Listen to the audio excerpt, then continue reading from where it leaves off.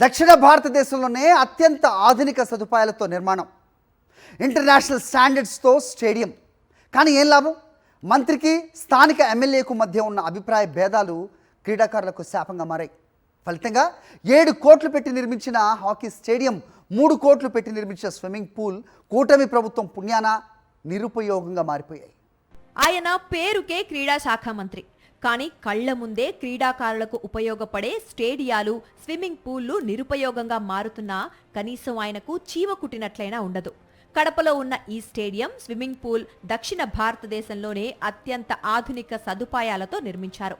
కానీ కూటమి ప్రభుత్వం అధికారంలోకి వచ్చాక వాటిని దేనికి పనికి రాకుండా చేసేసింది.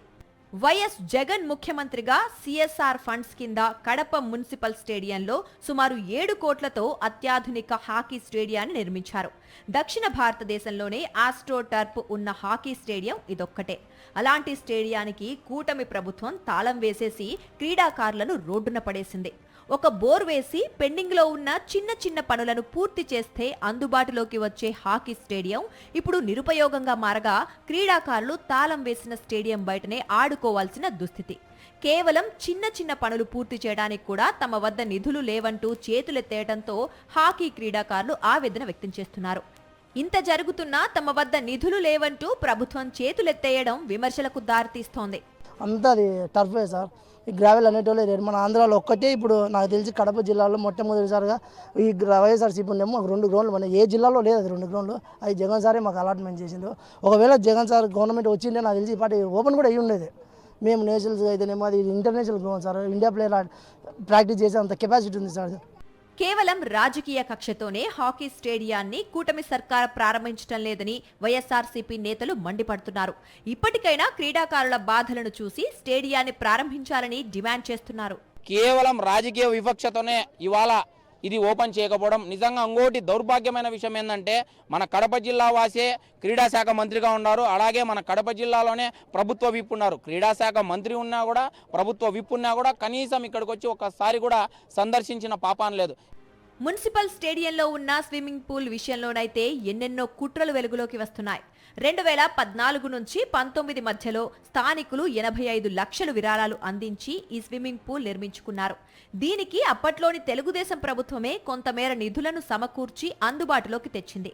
కట్ చేస్తే తమ ప్రభుత్వంలో తెచ్చిన స్విమ్మింగ్ పూల్ను కూడా మంత్రి రాంప్రసాద్ రెడ్డికి, ఎమ్మెల్యే మాధవిరెడ్డిలకు మధ్య ఉన్న అభిప్రాయ భేదాల కారణంగా తాళం వేసేశారు. స్విమ్మింగ్ పూల్ కాంట్రాక్టు తమకే కావాలని ఇద్దరు నేతలు పట్టుబట్టడమే దీని మూసివేతకు కారణమనే ప్రచారం సాగుతోంది.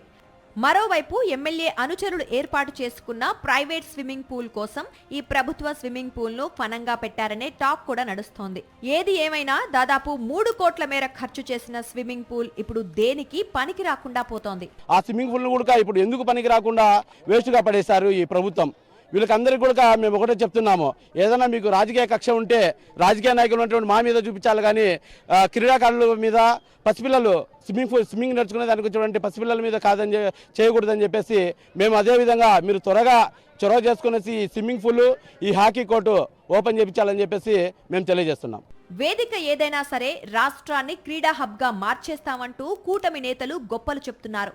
కానీ అందుబాటులో ఉన్న స్టేడియాలు, స్విమ్మింగ్ పూల్లను మూసివేసి కమిషన్ల కోసం, పర్సంటేజీల కోసం కొట్లాడుకుంటున్నారు. మరి ఇప్పటికైనా రాజకీయ కక్షలు పక్కన పెట్టి క్రీడాకారుల భవిష్యత్తు గురించి ఆలోచిస్తారో లేదో వేచి చూడాల్సిందే.